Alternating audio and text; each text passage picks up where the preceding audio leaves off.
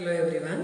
In today's session, let us learn how to do the experimental conduction of estimation of percentage of copper in the brass alloy. The video which we have released in the previous session about the theoretical demonstration part of estimation of copper in brass, you must go through. Then this video you can take as a second video which actually contains only the conduction part of the experiment. Theoretical concept you can refer video 1, conduction part you can refer this particular video. I am Shwethambika.P, Vivekananda College of Engineering and Technology, showing you the demonstration of percentage of copper in brass experiment using standard solution of sodium thiosulphate. Now let us begin with the experiment. So first and foremost, we will take a clean 250 ml beaker, and to the beaker we will be taking a glass rod. This glass rod we use for stirring purpose. Now, as like other experiment, you will be given with the weighed mass of the brass alloy. Brass alloy will be given in the form of small pellets, and these brass you are supposed to transfer to 250 ml beaker. Now, the brass must be dissolved in concentrated nitric acid as per the procedure. So this is the concentrated nitric acid. HNO3 will be given in a reagent bottle. Carefully you have to handle as it is concentrated acid.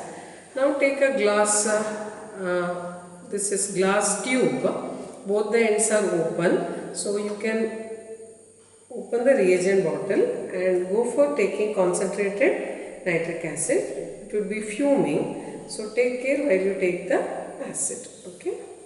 So now add concentrated nitric acid dropwise to the brass alloy. Okay. Obviously you can see lot of nitrogen dioxide gases. They will be evolving from the beaker. As we have said in the theory, nitric acid would dissolve the brass, and then the nitrogen dioxide gas, which is reddish brown in color, would be evolving.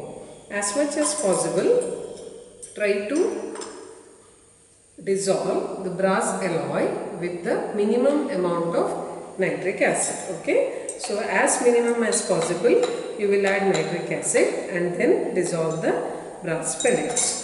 Continuously you will see the fumes evolving out of the beaker in reddish brown color. You just have to wait till the last trace of the reddish brown fumes are evolved. So for trial purpose I have taken only few pellets of brass. That is why little reddish brown fumes are evolved. But practically you will be given with little more brass alloy and lot of fumes will be evolved. In fact, you are supposed to do it in the fume hood or near the exhaust, which would be difficult for us to show the demonstration. So I have done it with the little amount of brass. Now, after all the NO2 is expelled out, practically in the regular lab, you would be getting a solution of this kind. A clear copper nitrate solution would be obtained. Now, to this solution, you would be adding urea. Okay, urea will be provided in the chemical box itself, and here 1 gram of urea you have to add. So 1 gram is approximately 1 full spatula. So 1 full spatula of urea must be added. Okay, this urea would destroy any traces of nitrogen oxide if it is pending, because they are all oxidizing in nature. Now to dissolve urea, urea is completely soluble in water. Take a test tube and take 2 test tube full of water. Okay.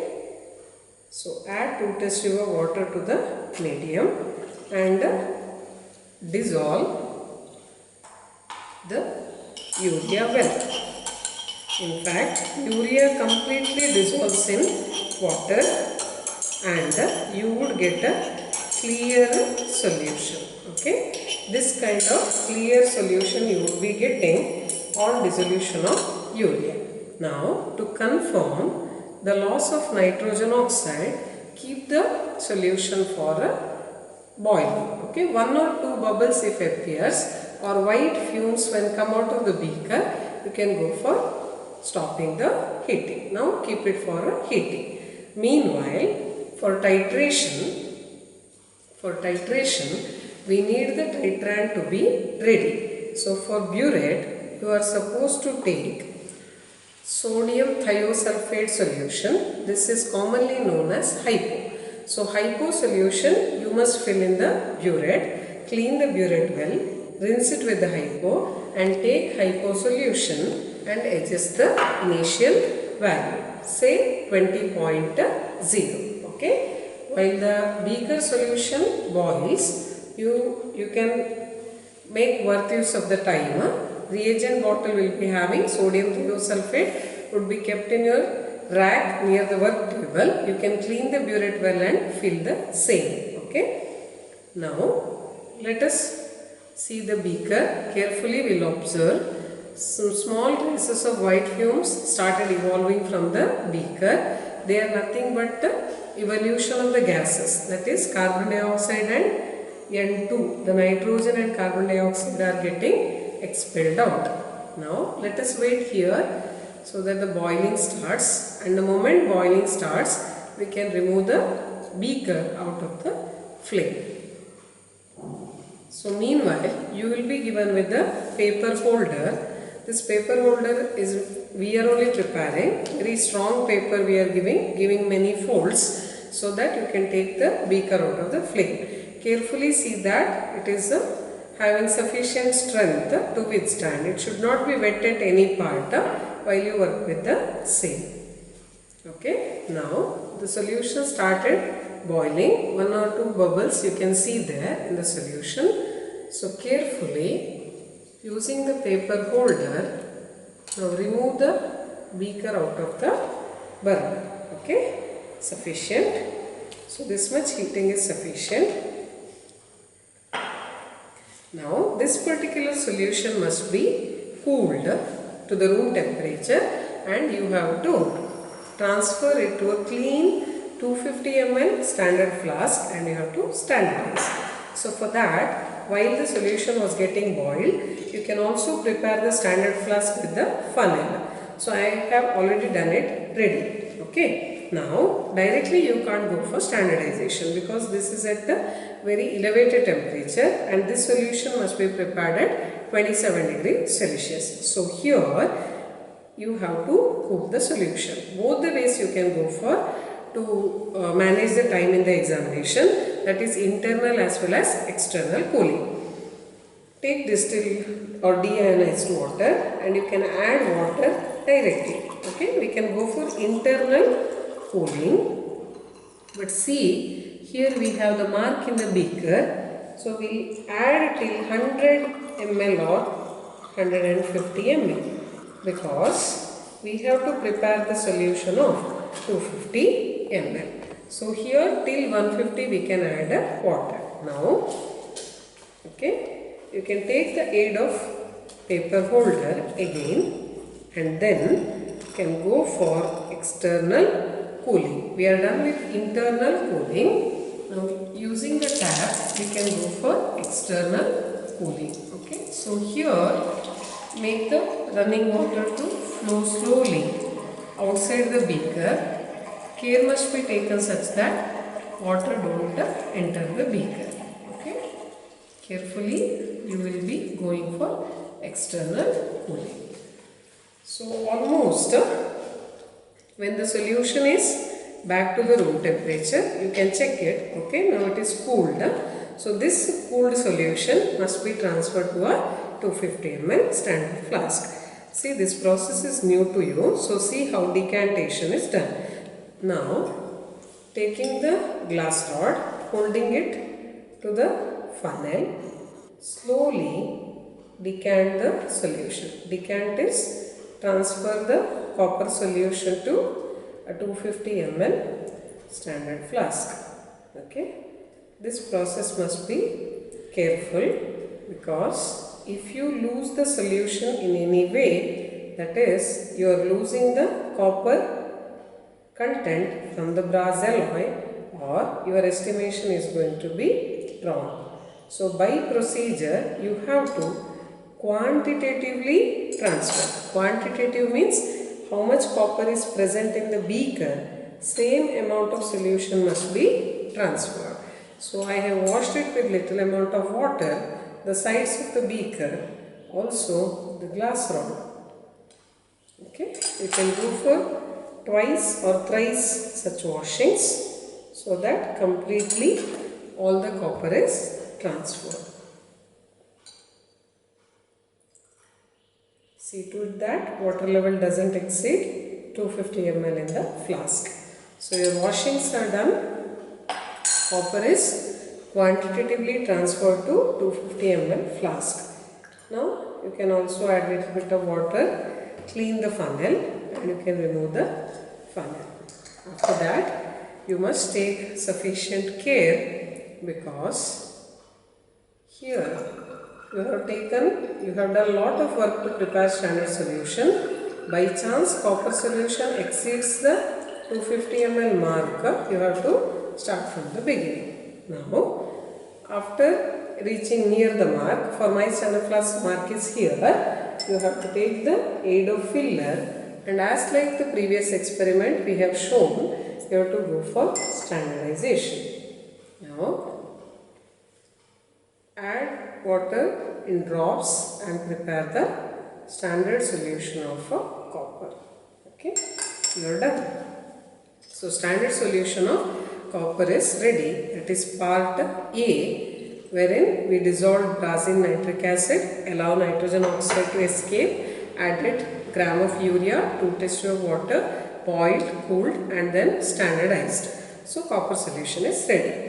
Now let us go for the estimation part, that is part B. Now according to part B procedure, the copper solution which we have prepared, 25 ml must be transferred by pipetting to a clean conical flask. So that part I have already done with the demonstration sample, so that I can save some time and we can make it quick. So clean a conical flask as well as clean a 25 ml pipette and then transfer 25 ml of copper solution directly to conical flask. You will not take it in any beaker from standard flask to conical flask. Yes. Now this medium which contain copper solution is rich with the nitric acid. This must be destroyed by adding ammonium hydroxide. So here in the lab we will be giving ammonium hydroxide in a small trough or beaker. So take this ammonium hydroxide with the aid of filler. Okay. Very care you have to take now while adding. See the copper color of copper solution to which you will be adding ammonia in drops. Quite concentrated ammonia, it would be having some offensive smell. So don't inhale. Keep it far from you and add ammonia in drops. Swirl the content well. See precipitation of copper hydroxide started. We studied this in theory already. So we will be seeing bluish white precipitate of copper hydroxide. Swirl the content in such a way the precipitate persists. On swirling, it should not be dissolved. So one work is over. Excess nitric acid present is removed and we have got the cupric hydroxide precipitate. Next step is we have to go for the addition of acetic acid. Acetic acid is a weak acid. Also this would dissolve the precipitate and we can make the medium acidic. Add in drops. Okay, so acetic acid would dissolve the cupric hydroxide, you would get a clear solution. Now, to make this medium acidic, we are expected to add 5 ml excess. 5 ml is one full filler of acetic acid, you can directly transfer. So, 5 ml excess of acetic acid is added. Precipitate is dissolved, added excess. Now, The medium is acidic, Cu2 plus ions are free, so immediately we have to convert it to iodine. So important chemical of the experiment is, as we have explained in theory, it is 10% potassium iodide. Now this potassium iodide must be added to the conical flask. With no delay, to trap the iodine, we are supposed to add 1 test tube of water. So I will make the water ready in the test tube. So 1 test tube of water I am making ready. Okay. Then I am going for a clean test tube wherein 3/4 of the test tube, that is about 10 ml of Ki must be added to the conical flask. See the sequential change in the color when I go for the addition. So potassium iodide 10 ml, that is 3/4 of the test tube, is taken and added to free cupric ions. See, immediately iodine liberates and make the medium yellow. Yes, you can see the dark color of iodine.